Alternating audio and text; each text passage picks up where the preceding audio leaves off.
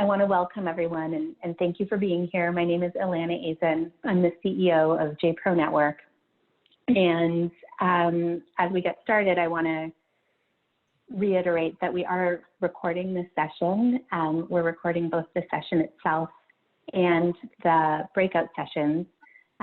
So please have that in mind as you participate, and please know that if you're wishing to be in both sessions, you can experience one after the fact, and you can also share it with colleagues. Today's session is called Living and Leading with Courage and Resilience, and we are very, very grateful to the Institute for Jewish Spirituality and to Rabbis Josh Feigelson and Margolius for partnering with us, and really this collaboration came together very quickly. And in some late night meetings, we're really, we feel very privileged to be working with you and to have the opportunity to be gathering at this time in this way. It felt very comforting to our staff team at JPro to see the registrations come in. Over 200 people have expressed interest in this session, some of whom will be with us live, some of whom will join us afterwards. But we feel, just for our own personal selves, we feel such a sense of connection to all of you, just by virtue of you signing up and showing up. So thank you for being here. I think it helps all of us. This session is for everyone, and everything that JPro Network does is for everyone who works in our field, and that means regardless of your religion, regardless of whether you're Jewish, if you are Jewish, what your Jewish identity happens to be, what your role is in the community. Every single person who works in a Jewish institution is part of our professional community, and you are welcome here and in all of our programs. I'm going to turn it over to Rabbi Josh Feigelson in a moment, but I first want to just take a moment to remind you that we do need you to choose your breakout group. I'm going to give you some other tech reminders. And then I'm going to take a brief moment to share some programming that's coming up so that you know what other opportunities you have access to at JPro. So please, if you haven't yet, turn on your video. Please mute yourself because we are a lot of people on the call. So that is really helpful. And just right click on your video, change your Zoom name so that it begins with the breakout group that you are choosing. And if you can't change your name, if you can't add the number there, then you can simply put the group that you'd like in your chat. And we will show this screen one more time again before we go live into the session. But for now, I'm going to stop sharing my screen. So we'll have a better view of more people. I want to encourage you to go to the top right-hand corner of your screen, and you'll see that there are different options for view. There's a gallery view and a speaker view. The gallery view is good for seeing lots of people, and you may want to go to speaker view when our presenters are speaking, so you can navigate which of those is most comfortable to you. And I think that's it for tech issues. If I've missed any tech issues, my colleagues at JPro should jump in and let me know. And I'm just going to roll over to tell you about some other things that are coming up at JPro to support you and your colleagues during this time. I'm going to share my screen again and let you know what's coming. So I'm over on our JPro Online page, and you'll see that following today's program, we have some weekly programming coming up beginning next week. One is an opportunity for 4-week sessions that are peer discussion groups facilitated by social workers. That is just an opportunity for anybody who could use a place to connect, to talk, to get some support, to give some support. Those will be small group experiences, and we do need folks to register for that by tomorrow. And then again, we're very grateful to the Institute for Jewish Spirituality that has made it possible for 2 really experienced Jewish meditation coaches, teachers to be guiding weekly sessions that are drop-in. So for these, you can go to one, you can go to all. When you register, you have access to all of them. So that's a resource that's available to you. And finally, I want to highlight a program that's been in the works since before we found ourselves in this global pandemic, which is a special program in memory of one of JPro Network's past presidents, Rabbi Danny Allen of blessed memory. There's information here about a conversation about pluralism and the relationship between Israel and the diaspora. So we encourage you to join us for that as well. So one last plug before I turn it over to Josh, to please make sure that you've chosen your breakout group. And so simply rename yourself in your Zoom box, or just chat us the group number that you want to be part of. Josh, Marc, thank you so much. I welcome you, and thank you for leading us. Thank you, Ilana. Thanks so much. This is really great, amazing to be with all of you from all around North America and the world. I presume, I'm going to assume it's even farther flung than that, and to just have this opportunity with you. Some familiar faces that I'm seeing, and it's lovely to see them, and many more people who I haven't met yet, and we'll get to know. I just want to tell you a little bit about IJS and who we are, if you haven't heard of us, and because a lot of people are learning about who we are. And then I'm going to hand it over to my colleague, Marc Margolius, who will lead us in a little bit of meditating together, and then we'll go into our breakouts. So I joined IJS as the executive director just at the beginning of February. So heck of a time to come on board. IJS has been around for about 20 years. We're just over 20 years. We were founded in 2000 by a group of people, including Rabbi Rachel Cowan of blessed memory, and Art Green, and Rabbi Sheila Peltz-Weinberg, others who really came from two sort of streams that came together. One was people who were looking in the late 90s and seeing that like a whole generation of Jews had gone east to discover spiritual practices, to Buddhism in particular. And so the phenomenon of Boo Jews or Jew Boos, or however you want to call that, but who felt that, that's wonderful. It's great that, people are developing mindfulness and meditation practices, etc. But we actually have resources within our own tradition that can be mined for that, and that we don't have to necessarily go to another tradition to find them. We can find them right here within the Jewish tradition. And then you had another a group of folks who were sort of a generation of academics, like Art Green, first and foremost, who were rediscovering Chassidut, Hasidic practices, and Hasidism that had been in many ways just kind of swept under the rug in the course of modernizing Judaism in the West. And now we're recovering that and wondering, well, what would it look like to do some of the kinds of things to really experience some of the kinds of things that a lot of the Hasidic masters taught and talked about. And so over the years, we have focused on a lot of leadership development programs. We have over 300 alumni of our clergy programs for rabbis and cantors. We have 150 alumni of our Jewish Mindfulness Meditation Teachers Training Program, JMMTT, rolls off the tongue.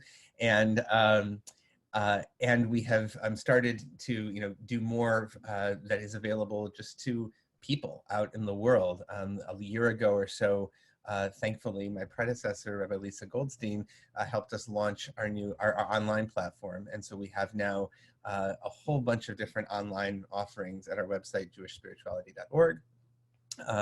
You can go there, jewishspirituality.org, and you can see a lot of free resources we have available for the current crisis, including a free daily meditation set that started with 41 people, I think, 2 weeks ago, and is up to over like 370 daily who are coming from around the world just to spend half an hour sitting, learning a little bit together and sitting in meditation together.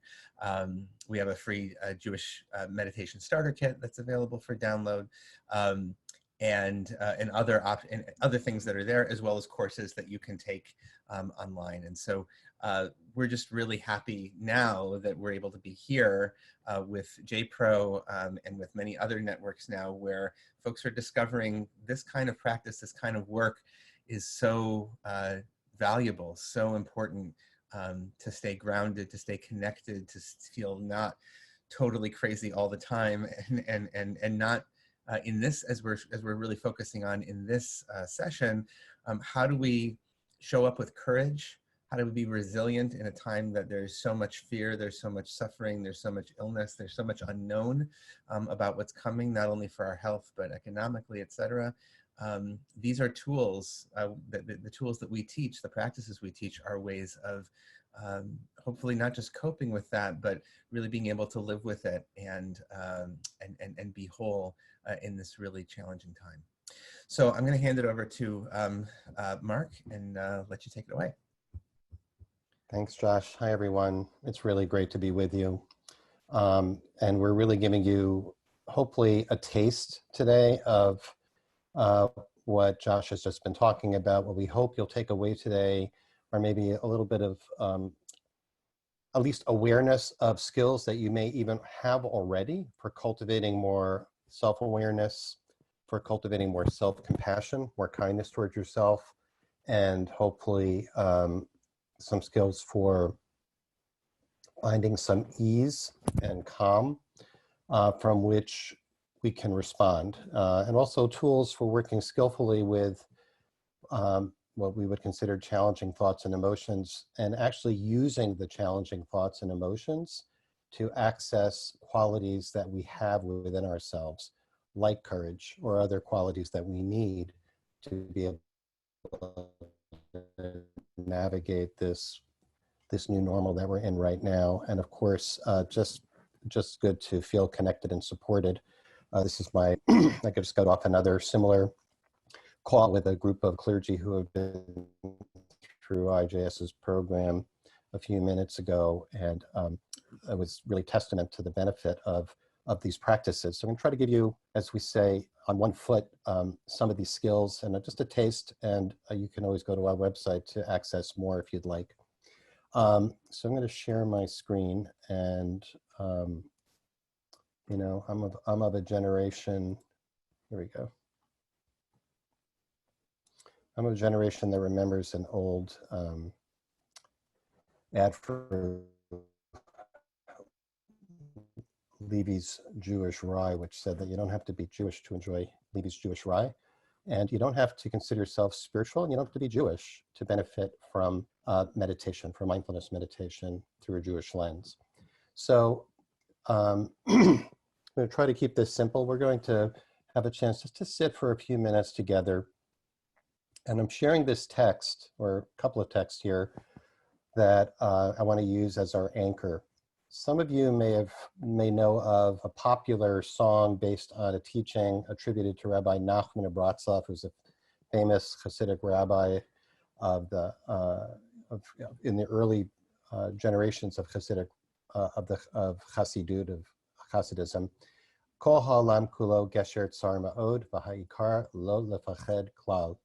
The whole world is a narrow bridge, and the main thing is not to fear. If you Google that, you'll find lots of great melodies for singing that.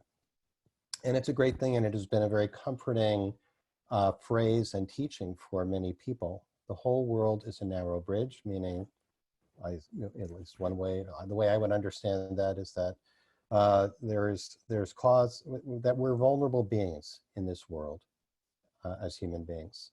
And the main thing is not to fear. But when one looks at what is actually recorded as the teaching of Rabbi Nachman of Bretzlaff, it's a little bit different. The actual teaching, just for the sake of time, is B'dasha Adan Tarich La'avor Al Od Ched Klal. Know that one needs to cross a very, very narrow bridge. It's not just a narrow bridge, it's a very, very narrow bridge. And the general rule and the main thing is that one should not frighten oneself at all. So what I get from that teaching is that Rabbi Nach, like Franklin Roosevelt, the main thing we have to fear is fear itself. No, to the contrary, actually, we can't do anything about that. And fear actually serves a legitimate purpose. The main thing is not to fear. The main thing is not to exacerbate our fears, is not to feed the flames of fear, and to be able to be aware we're doing that so that our fear can serve its proper function. And we can, if we do that, then we can make our way through our fears. Share a second text briefly, just a short passage from the book of Genesis. I'll just do this in English for now, except for one Hebrew word, two maybe. This is a passage in the book of Genesis where Jacob, as an old man, is about to head down to Egypt to be reunited with his beloved son Joseph and his other sons, and is concerned because he wants to stay in the promised land, but he's being told he needs to go down to Egypt to be reunited with his family. And so he's concerned, and God calls to Jacob, calls to Israel, using his name Yisrael here, in a vision by night, Jacob, Jacob, and Jacob's answer is Hineni, I am here. We'll get back to that word Hineni in a second. God said, I'm God, the God of your father. Don't fear to go down to Mitzrayim. That's the Hebrew word for Egypt, which literally means narrow places or constrictions. Don't fear to go down to the constrictions, because I will make you there into a great nation. I myself will go down with you to Mitzrayim, and I myself will also bring you back, and Joseph's hand shall close your eyes. It's really a very, it's just three verses from the Torah at the end of the book of Genesis, which encapsulates a process which I think is really useful for us in these times where we are so full of trepidation, anxiety, and fear for ourselves, for our loved ones, for our communities, for our countries, for our world, for good reason, And the key here is that Hebrew word, hineni, which means literally I'm here, but really has a connotation of being fully present in the moment. Not multitasking, not 80% paying attention, but 100% paying attention to what is happening in the present without the mind going to what happened earlier or what is going to happen in the future. Full presence. And the teaching, I think, here that comes directly from Jewish tradition is that when we can cultivate a state of being fully present in the moment, we actually will find we have all that we need. We will find that we're not alone. That you don't have to have a God belief, you don't have to have a theology, you don't have to consider yourself spiritual. You might have a sense of presence that is with you if we can cultivate that. So that is what the Institute for Jewish Spirituality does, is tries to bring this lens to all of Jewish practice, Jewish study, Jewish prayer, and even mitzvot, sacred actions between us, between human beings, social interactions, to bring that awareness so that when our when our coworker is driving us crazy or our kid is nagging us or whatever, we can cultivate this mindfulness, this presence. So I'm going to just skip ahead in the interest of time because I want to make sure we have enough time for the breakouts. So how do we do this? Just to make it as simple as possible. What is this hineni practice? I am here practice. We set an intention. We say, okay, I'm going to do my best to be hineni, to be fully present in the here and now. How do we do that? We choose a point of focus, to be able to keep our attention on something that it's easiest sensation of a breath entering our nostrils and coming into our lungs and filling our chest and our belly and flowing back out from us. Or it can be sensation. For some people, this is easier too. Just as whatever you're sitting on right now, as I've been speaking, you may not have noticed, oh, I'm sitting on a chair, or I'm sitting on a cushion, or I'm sitting on the sofa, or I'm sitting on my bed. And I say, well, what does it feel like to sit on your bed or your sofa or your chair or your cushion or on your floor, wherever you are right now? Is it soft? Is it hard? Do you feel sensations in your body? Do you feel warm? Do you feel cool? Any of those are good focuses. Or sound. There might be some ambient sound in the room where you are. You might hear, like I do, the pitter-patter of feet in the hallway outside my room, or the voices of family members, or sounds from the street, or sirens. So choose an intention for yourself now, whether it's your breath, whether it's sensation, whether it's sound. We will sit together for just a few minutes doing that. And you might notice thoughts and judgment coming up, like, oh, I'm so bad at this, or I'm not a good meditator, or I hate meditation, or I love meditation, or this is great, I wish I could do this forever, or I can't wait till this is over. And just notice those judgments, because they'll come up. You know, is this good or bad? Just notice them and let them go, and be open to whatever is true for you right now. The point is to ask yourself, what is happening for me right now? What's true for me right now? Not what other people are saying should be true for me. What actually is true for me in my body right now? And when your mind drifts away from your intended focus, notice that drifting away, which will happens with everybody. And the mind will go off and wander. Notice that with compassion and practice return. Just come back to the intention, rinse and repeat. Simple as that. So let's just sit for a few minutes. We'll sit for 4 minutes. It's a short sit just to see what this is like. The Jewish practice of Hineni. Call it meditation or call it presence practice. And just sit and find a comfortable position in your chair or sofa, your cushion, wherever you're sitting, cross-legged on your bed, wherever you might be. And connect with the floor, the surfaces that you're touching, your body's in contact with. And just notice your breath. Notice the quality of your breathing.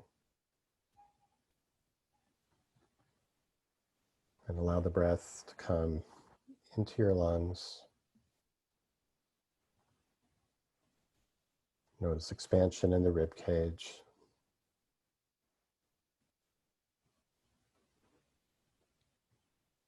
And one thing that I find helpful is when I begin is I notice that I'm taking a breath and releasing it.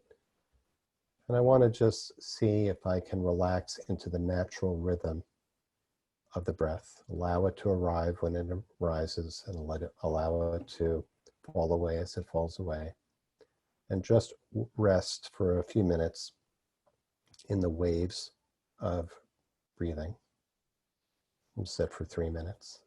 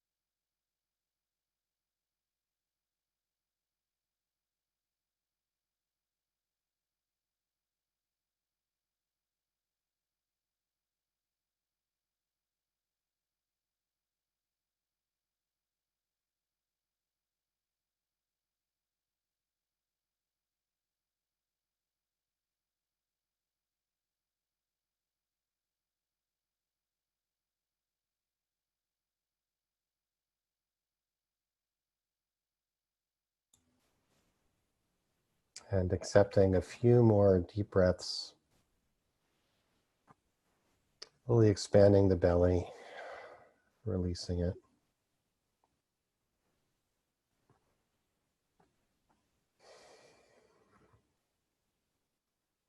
Silently saying, Hineni, I'm here, I'm alive, I'm present.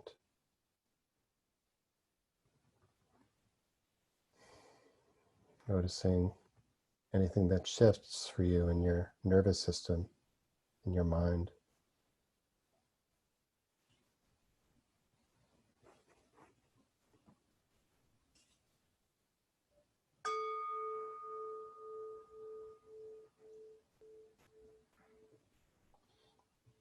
When you're ready to come back and be together.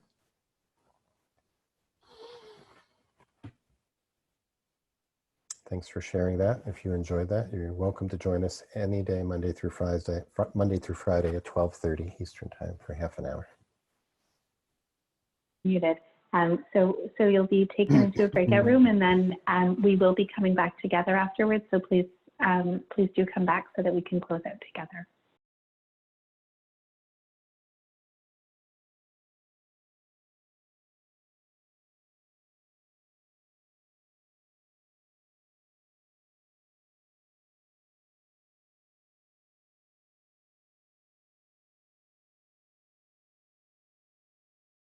Hi, nice to see you all. There are a few more coming in, or are we fully populated?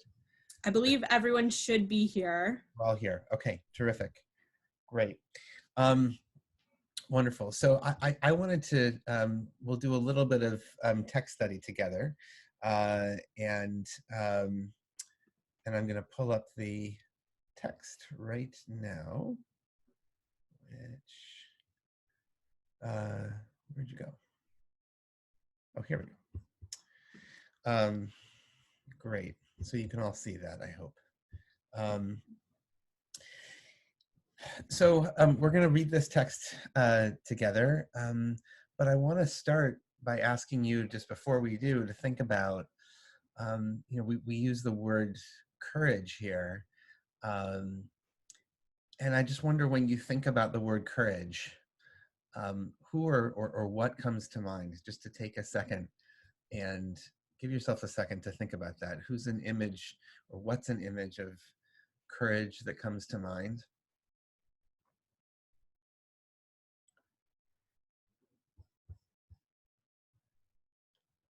And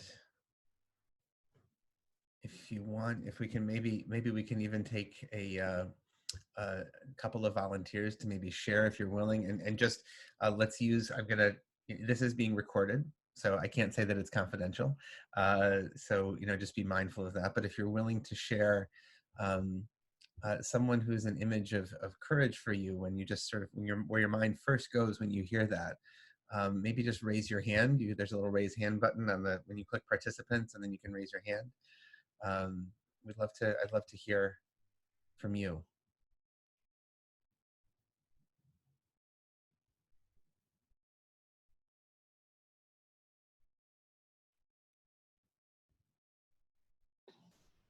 If you can't find the raise your hand function, it may be easier, if it's okay with you, Josh, for people to just unmute themselves. Although Naomi seemed to be muted. Okay, so yeah. So go ahead, Naomi. Why don't you? Can we unmute her? Okay. Got it. Can you hear me? I think I did it. Thanks. Yeah. So someone that comes to mind is my mom. She's a very strong person, and she's survived cancer. She's beat a lot of odds, and yeah, just a very strong, resilient person. Okay, wonderful. Thank you. One more, maybe.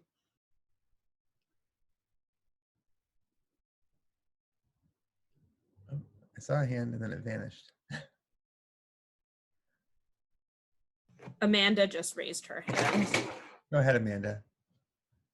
You're on the air. Hi. Well, after the Cowardly Lion went out of my head, because that was the first thing that popped in, because I'm all about musical theater, Rabbi Avi Weiss came to mind. Can you say a little more?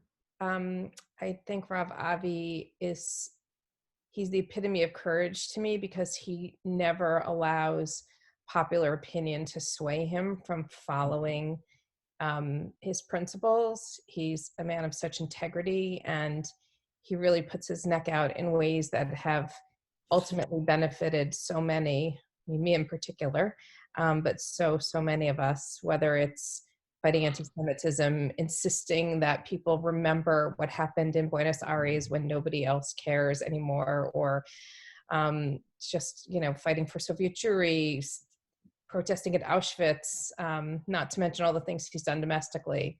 I just think he's a true picture of courage. Okay, wonderful, thank you. So with that sort of in mind, and whoever you brought to mind when you thought about courage, I thought, today is the first day of the month of Nisan. Pesach is 2 weeks away, which, feels like it's about 10 years away right now. And, but I wanted to share a teaching, a Hasidic teaching with you for Pesach that I think reflects on these themes. And it doesn't directly actually address the question of courage or resilience, but it addresses the language, it addresses through the language of emunah. And emunah is a word that can mean faith. It's sometimes often translated as steadfastness is another way to think of it.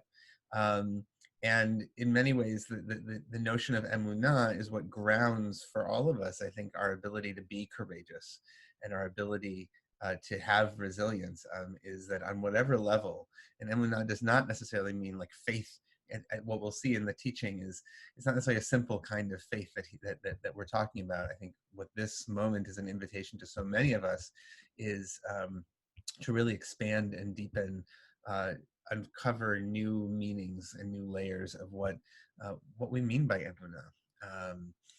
So this is a teaching of a rabbi named Shalom Noach Berezovsky, who is known as the Slonimer Rebbe. He was survived. That should be 2000. He didn't live to 200. 1911 to 2000. He survived the Shoah and lived in the land of Israel, and lived in the state of Israel until the end of his life, and has really become a popular exponent of Chassidut in the late 20th and early 21st century. And so this is from a section of his book called the Netivot Shalom, which it addresses the seventh day of Pesach, which you'll remember on the seventh day of Pesach, the Torah reading for that day in traditional synagogues is reading the story of the crossing of the Red Sea. That after the Israelites leave Egypt, a week later, they find themselves on the shores of the sea, chased by Pharaoh, between Pharaoh and the sea, and that's when the miracle of splitting the sea happens and they cross through. So Netivot Shalom writes as follows: Emunah, faith, occurs on multiple levels. Sheyesh kama madrigot be'emunah. There are multiple levels of faith. There is the faith of the mind, of the moach, the mind. Above this is the faith of the heart, of the lev. And he then quotes parenthetically the author of another book called the Yesod HaAvodah, cites a disciple of the Maggid of Mezrich. So this is what Hasidim do. They sort of, layer upon layer upon layer of people. They're quoting quoting someone else who taught that the distance between faith of the mind and faith of the heart is greater than the distance between heaven and earth. The distance between faith of the mind and faith of the heart is greater than the distance between heaven and earth. And there's an even higher level than these, faith of the body. Emunat ha'evarim, he says, of the limbs. A faith of the body, which occurs when one's faith in God is so complete, it permeates each of one's limbs. As in the verse from Psalms, all my bones will say, who is like you? And I'm using the term for God that Art Green uses, was, is, will be. Who is like you, Adonai? At this stage, all of one's person, down to their very bones, will realize that there is nothing other than the source of being. So there's three levels. There's a level of faith of the mind, a faith of the heart, and then a faith that extends out into the entire body. And what he goes through, why this is appropriate for the seventh day of Pesach, is that the seventh day of Pesach was when there was a fully embodied experience, that in leaving Egypt was just a first faith of the mind, and that ultimately extended out. It was necessary to go, our entire bodies had to go through the splitting of the sea. The Holy Blessed One is called Ein Sof. This is a Hasidic or Kabbalistic name for God, without end. Ein Sof, there is no end. God is without end. Whenever we think that we have grasped some new insight into what divinity is, we realize how much more there is that we do not understand. This process is endless. Emunah transcends all levels of comprehension. So a lot of Chassidut is best read as poetry. Don't take it as, it's not a scientific text. It's not expository trying to lay out, a system. He's inviting us, I think, into more of a poetic sensibility. And so I have a few questions that we can think about together. I wonder what the text means here when it says that the distance between faith of the mind and faith of the heart is greater than the distance between heaven and earth. And you can use, if you want to use the chat box, maybe, and share what you think that might mean. Right, that's something we can do, I think. Can we do that? We can do that. Can we still chat? I'm trying to see, where's my chat? Oh, here it is. Okay. Yeah.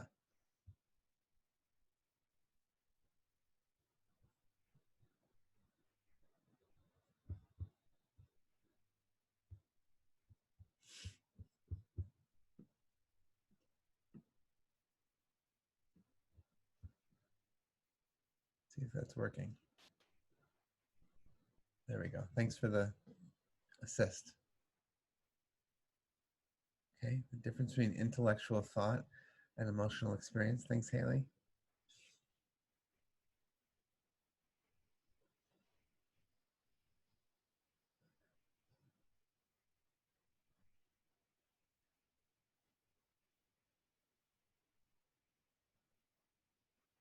Knowing versus knowing. That's great. Thanks, Saul. Oh, yep, I'll move it right up. There we go. You see it there? It's in the parentheses here. Highlight that. I think we all know the experience of knowing something to be true logically, but still not really getting it. The difference is profound. Being in a state of faith when it's in your bones, being. That's even getting to the next level of the faith in the body, right? Yeah. So I think, potentially I think all of us are learning.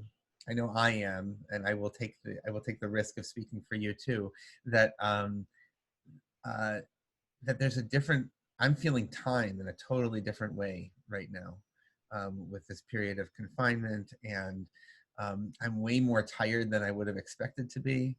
And at the same time, I'm noticing, like, in my kids, that my teenagers in particular, that they're much more relaxed because they don't actually have, there's no FOMO right now. There's no social performance. They don't have to get up early and go to school. It's a totally different way of just being right now, and potentially that we're being invited into. That's one aspect. There's also the, I think there's a marketing phrase all of us have been around before. You've seen it in movie previews. No one is immune, right? And we've thrown that phrase around. And I think all of us who are living through this moment, probably none of us will ever use that phrase in quite the same way again. We're getting a real feeling of what it means for none of us to be immune.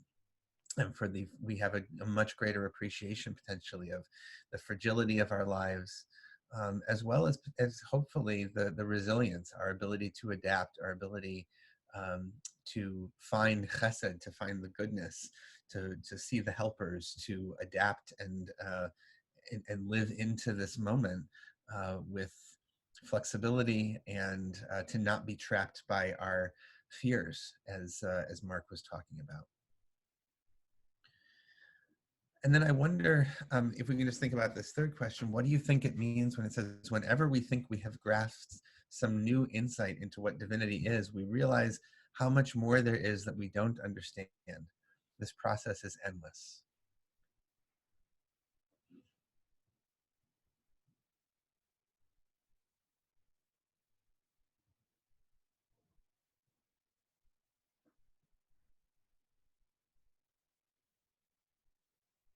Whenever we think that we have grasped some new insight into what divinity is, we realize how much more there is that we don't understand. This process is endless. Haley says, true insight comes with deep humility, right? Just when we think we might know something, we don't actually know it. Reminds me of the old adage that the more you know, the more you realize you don't know. Kids think they know everything. Adults realize we don't know anything. Yeah. The uncertainty of this time, right, is so so deep. And you know, I'm very grateful to be able to do some teaching right now, because most of my days these days are spent, you know, budgets and fundraising and trying to just, you know, figure out, like many of you, I'm sure, how we're gonna, you know, how are we gonna manage, and the uncertainty of that, being able to plan right now is so difficult, right? It's one of the hardest things, and yet in some ways it's always uncertain. We're never sure, right? When you learn something new and think you know everything, it may prompt you to think about the last time you learned something new and thought you knew everything, which you didn't. That's from Melissa. Great. Right. So I, for one, at least find some comfort in all of that, in that um, hopefully this moment is an invitation to us to deepen our humility, and with that deepening of humility, that we might expand our vision, and see new things that we haven't seen before, and even as we lean into, you know, as there is more suffering and people are dying, people are ill, people are sitting shiva, you know, without having people to comfort them, you know, in this really just terrifyingly absurd time that we're living in. In all of that, right, we're still here. We're still present with our breath and our mind and our heart and our bodies, and that we can, to the extent that we can show up for each other, for one another, and that we don't have to be paralyzed by the fear that we have, the fear that's totally normal, that's part of our body, that's part of the way that we're created. It's a totally normal and understandable emotion. And I find comfort in a teaching like this, that the fear that the Israelites, that our ancestors must have had when they were crossing the sea or when they were leaving Egypt, you know, the new meanings in what it meant to have the angel of death outside and paint blood on the doorposts, to be at home. Amidst all of that fear, there's possibility for wisdom and for resilience and for living with courage, not in a cheap way, but in a really profound way. So thank you. We're going to go back into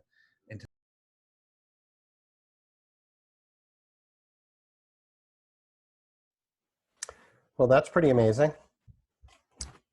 So let's make use of our time. I'm going to ask you, because we have so many people, and so that this is far less interactive than we normally would do, and I would hope for. But I would like to ask you in the chat, if you would click on the chat function on the bottom.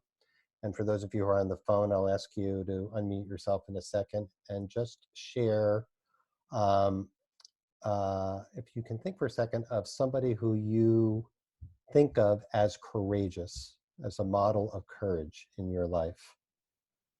If you have one, if you don't, that's fine. Just think, you know, take a moment, think of someone and put it in the chat box, just to kind of bring up an image for yourself of what courage looks like.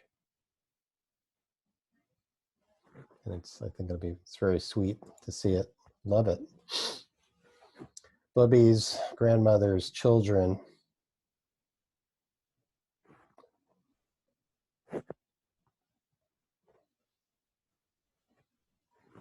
And if you're on the phone, you want to unmute, *6 to mute and unmute would be good if you want to toss it into the mix. It's really interesting that that most of these are family members, but Churchill made the list. Churchill's a good one. We could certainly use Winston Churchill these days, and RBG. Long may she live. Okay, so I'm going to again share my screen and just this is again like a really abbreviated version of something that at IJS we call it Tikkun Midot practice, but just to put it in kind of, our vernacular for everyone, this is using mindfulness to cultivate character qualities. Exactly what we were just doing, cultivating awareness, self-awareness of what is happening within us and around us for the sake of being able to notice choices that we have in each and every moment about how to speak and how to act, and to hopefully swing and miss less often, and to make the wise, skillful, sacred, menschy choice more often than we might otherwise if we are not paying attention and we're just on autopilot. So it's a simple 3-step process I'm just going to outline here. And the first step is what we were just doing. In this practice, we call it hitlamdut, which literally, it's a Hebrew word, which literally means self-learning. And it really means adopting a stance of being curious and open-minded and not knowing, which is not always so easy for us to do, because we're trained and our brain is trained to use the knowledge we already have, and that serves us well, but we also need to be able to say, what is this? What's happening here? So hitlamdut is curious, non-judgmental attention to the truth of what's happening in the moment. Okay, when I am getting, say, irritated by somebody, I might say something without having any awareness of what is happening within us. It might be within me. It might be something that stirred me up earlier in the day, and actually that's what's coming out, or it might be what just happened. This, as you see on the slide I'm showing, and for those of you who are on the phone, I'll read it to you. We can also conceptualize this as what I was describing as Hineni practice. I am here, being fully present, attentive, and receptive to what's happening in the moment. I'm just going to leave it at that for the sake of time. I have 2 quotes from Jewish tradition here to illustrate the point. In the book of Numbers, the first verse in the book of Numbers is that the Holy One spoke to Moses in the wilderness of Sinai. And there is a Jewish legend, a teaching about this, a midrash that learns from that verse, that God spoke to Moses in the wilderness of Sinai, instead of just saying in the Sinai, that anyone who doesn't make oneself open to all, that is ownerless, like the wilderness, cannot acquire wisdom and Torah. And that's why it says in the wilderness of Sinai. How do we receive wisdom? How do we access wisdom that is within each of us? How do we access the wisdom that is present moment to moment? By making ourselves open. There's a famous teaching in the Mishnah by Ben Zoma, who says, who is a wise person? Ezechu Chacham, one who is open to learning from every person. And we could extend that to one who's open to learning from every experience, from every place, from everything that happens over the course of the day. What do I have to learn? Seeing every moment as a learning opportunity. Step 1 is cultivating that capacity that each of us have, to not be know-it-alls, but to check what we know at the door for a second, so that we can say, maybe there's more than what I know. Step 2 is to grow in awareness of the moments when we actually have choices that we would not otherwise be aware of. When we're on autopilot, when we react out of our habit, when we do the same thing over and over again, and then we kind of wish we hadn't done that. This is called the Bechira point, or the choice point, or the awareness point. This is when we wake up and say, you know, or I don't have to be silent. I could say something here. We become aware of possibilities for responding to what's happening in the moment and discerning or identifying what would be really the right thing to do in this moment. And in that choice point, we recognize that we have an opportunity to respond out of freedom and from wisdom instead of reacting out of habit and from exaggerated fear. Today happens to be Rosh Chodesh Nisan. It's the first day of the Hebrew month of Nisan. Passover starts 2 weeks from today. And so this is pretty apropos for that. This is really a practice for cultivating freedom. I don't want to be enslaved to my habits of mind and emotion. I'd like to be a little bit more free. I'd like to be able to be a little bit more kind. I'd like to be a little more generous. I'd like to be, in this case, I'd like to be a little bit more courageous. How can I be more courageous in my life? There's a famous quote attributed to the Holocaust survivor and therapist Viktor Frankl, which is that between stimulus and response, there's a space. And in that space is our power to choose our response. And in our response lies our growth and our freedom. And that pretty much sums it up. So this practice is about trying to build a little bit of space in, even if it's just a microsecond, between something that is stimulating us or triggering us. It's triggering a habitual response. And through the practice of Hineni, saying, wait a minute, just insert a pause there. You know, it's like having a remote, you know, and hitting the pause button for a split second. So those are steps 1 and 2. Pay attention, notice you have a choice. Step 3 is accessing a character trait. In Jewish tradition, these are called midot, which is plural, midah, singular. The Hebrew word midah means measure. It's an amount or a measure of a trait.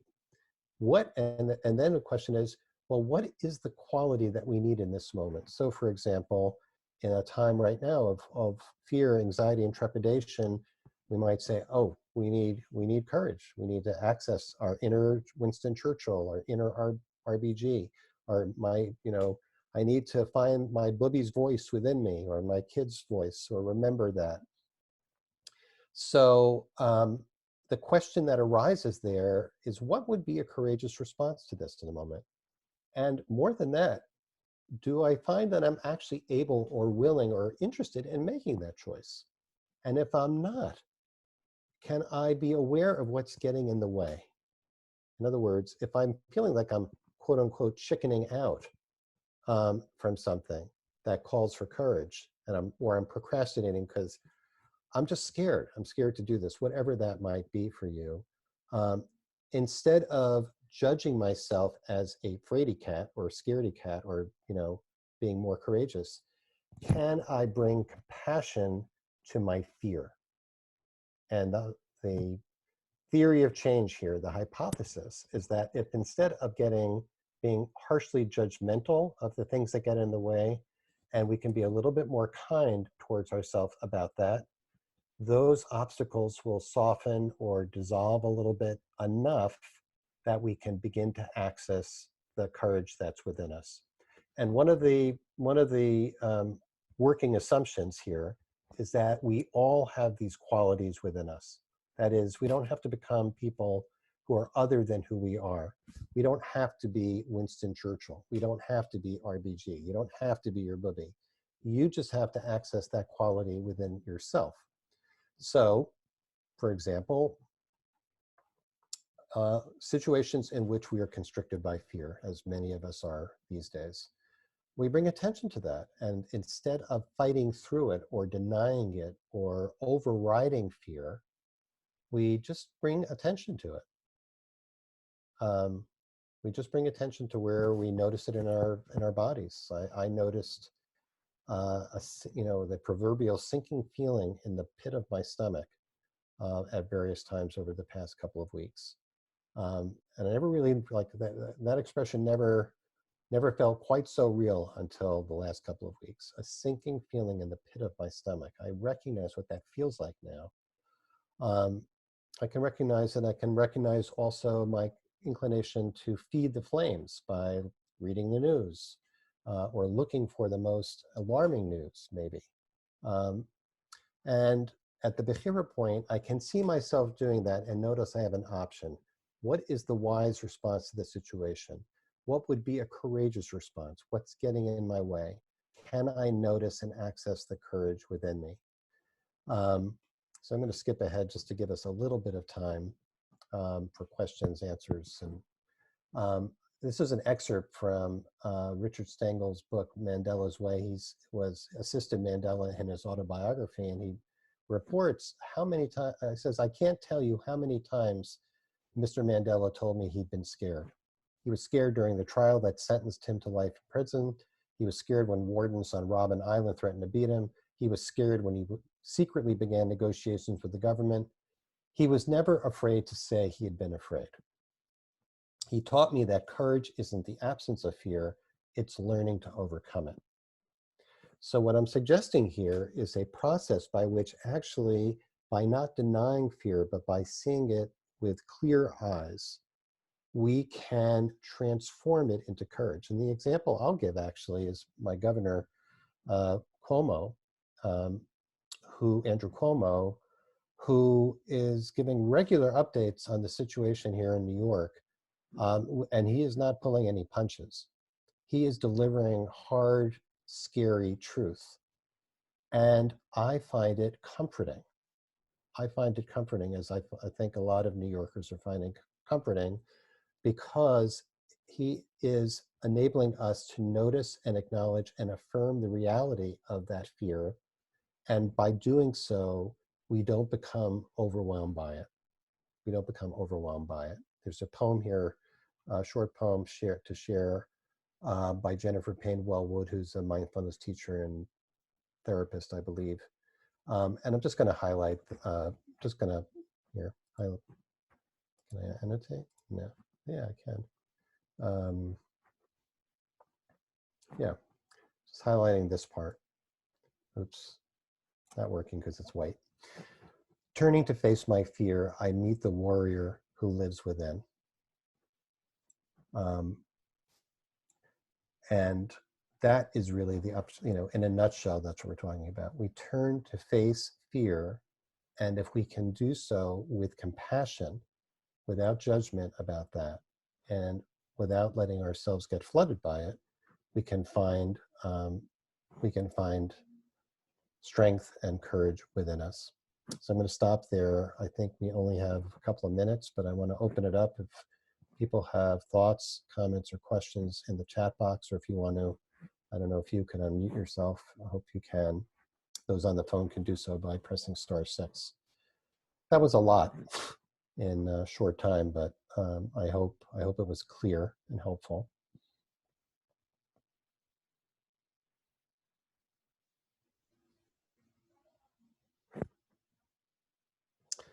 David, I'll send that short sheet to the JPro folks, and they can give it to you. Or you can email me also. I'll put my email in the chat box as well. Anyone else? Hi, Mark. This is Bill. Hi, Bill. Yeah, great to see you. Good to see you as well. Perhaps within the context, this is wonderful, and thank you so much for doing this. Could you speak a little bit to everything you said, particularly about courage, in relationship to our relations with others? And perhaps how that's a ground for all of this. Thank you. That's good. Because there's the micro and the macro, and we call this living and leading. So I'm just talking about, when I was speaking before, I was thinking about the situations which call for courage for me, which often are interpersonal, because I'm a conflict avoidant person by nature. That is my nature. I wish I weren't. I wish I were another kind. I wish I was one of those people who had no problem, engaging in conflict in a constructive way, because I think that's a healthy way to be in the world. But for many reasons, I'm not. I avoid conflict as much as I can. And so I need that midah of courage, ometz lev, and I need to be able to identify it. And so for me, it's been very helpful, for example, when I notice, you're avoiding a hard conversation here with a coworker or with my partner or with my kid.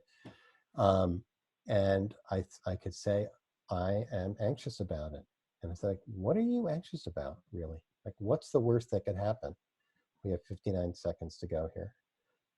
If I look at it and say like, okay, so it might be unpleasant. It might get, I might hurt their feelings, or we might have some disruption, but we'll get through it. So, and when I do that, when I look at kind of the worst case scenario that my mind is by default making up, I say like, oh, I can live with that. And it's not, then the fear doesn't have the same power over me. That's just a little micro example, but that's an everyday, for me, that's an everyday thing. There are all, I can make a list of all the conversations I'm avoiding right now. And I could apply it to that. So I hope that's a helpful example. Thank you.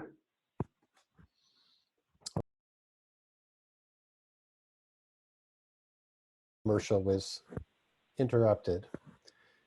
But I invite you to look at our website. Those of you who are in my breakout group, I invite you to look at our website for our new program called Awareness in Action, which is a whole program in mindfulness and character traits, which starts with Passover, 2 weeks from now.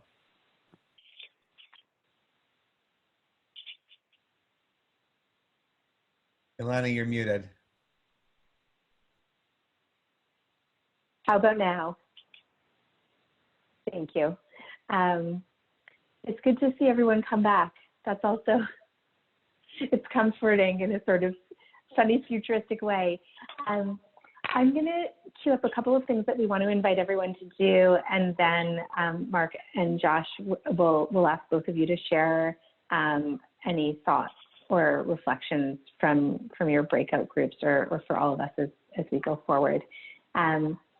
So the invitation to everyone on the call, there are two. One is in a moment, we're going to put in the chat a link to a very brief feedback form that gives us the opportunity to hear from you about this session and about things that JPro might do for you going forward, and we'll share out with our colleagues at the Institute for Jewish Spirituality as well, any feedback for them.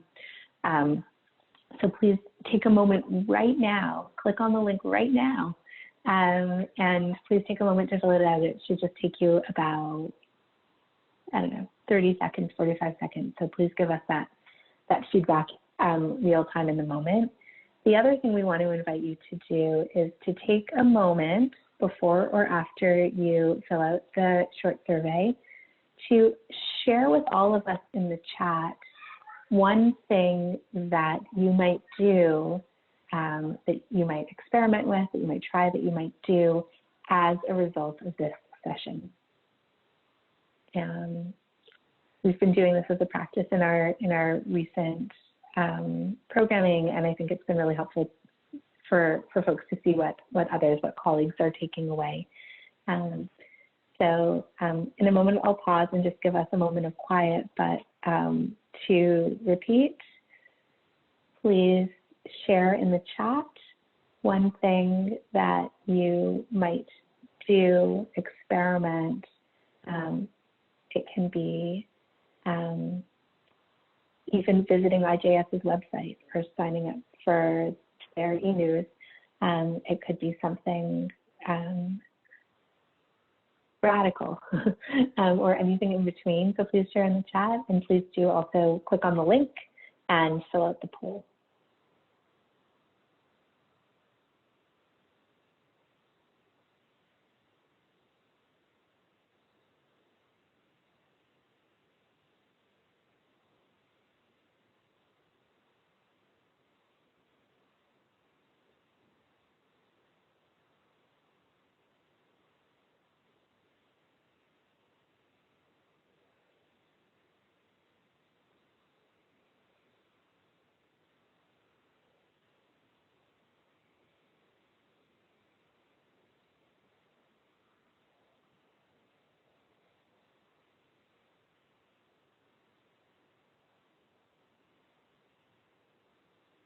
This is beautiful.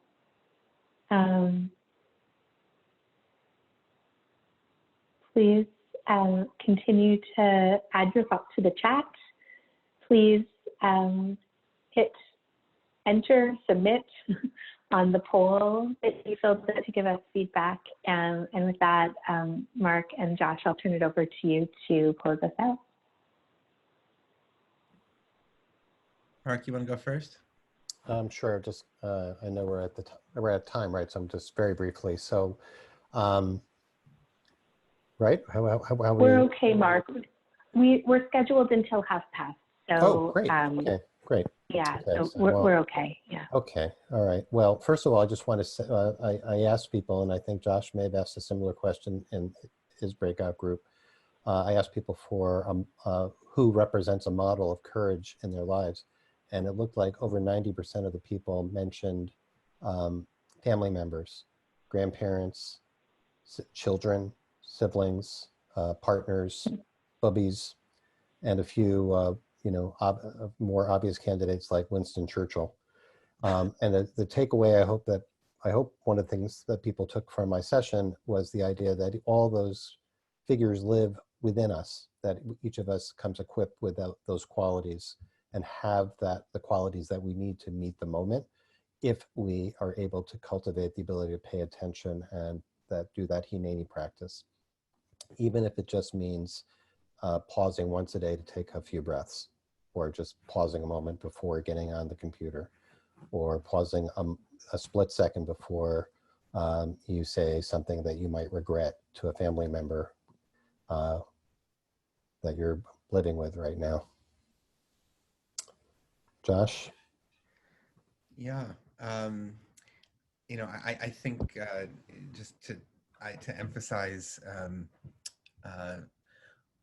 one point that I think that came up in our session, our breakout, that this moment is just along with all of the suffering and the fear and the interruptions to regular life and the uncertainty about what's going to come. There are all these ways that I think all of us are also intuiting. We're learning other ways of being right now, and we're finding new appreciation and understanding, both in our hearts and our minds and in our bodies, for what it means to just live and be. And so time feels different right now. Space is feeling different. The last 2 weeks have been the longest decade of my life, that sort of thing. And so there's an invitation in all of that.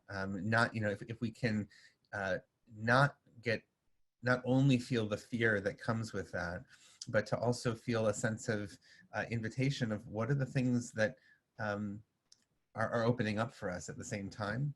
And that's not to minimize the suffering that's there, but to recognize that this is a possibility right now for learning as well, and for growing and for finding the chesed, the loving kindness that really needs to ground our courage. And also to say what Marc said, and so many people are saying in the chat, is first and foremost to feel that chesed towards ourselves, to feel that to be charitable towards ourselves, forgiving of ourselves, of our bodies, of the frustrations that we feel, etc. And if we can do that, and I know that we can, we will do as well as we possibly can do in whatever is going to come, come our way. And we have ourselves, we have the bodies that we have the time and the experience that we have here, and we can't control the rest of what we can't control. So we're going to focus on the things that we can and do those well. So just thank you, because your insights in the session were really wonderful and encouraging for me. Thank you all so much. Thanks to everyone who joined. Thanks to everyone who's watching this after the fact. Marc, Josh, our friends at the Institute for Jewish Spirituality, I want to say that this is such an overwhelmingly difficult time, and we're also seeing so much resilience and so much creativity And it's really a joy to be in this collaboration and to see so many beautiful flowers blooming that these particular conditions are making possible. So thank you for giving us the opportunity to focus on that as well. Thanks, everyone. Total honor Be well. to be here. Thank you so much. Thank you. Thank you.